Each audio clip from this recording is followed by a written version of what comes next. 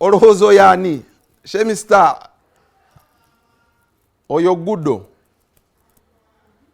oyo Champion Gudo waliwo abadde bagamba nti Gudo bamukubye ebikonde omwali naye I've just given a call there ne bangamba it's allergy waliwo just ayikaina ebyamukugize so waba badde babisa ku social media nti Alien Skin yaze kukana n'akakuba domestic violence child simanya abuse naye the verification eraga nti bifaananyi allergy but it will be fine. We shall dig deep to know exactly if it's allergy. Definitely it will be exposed. If it's anything else, tujja nacho kitegeera but abadde babisala nti alien yamukubye omwana oba one of the people in the Fangon side. Si bituufu.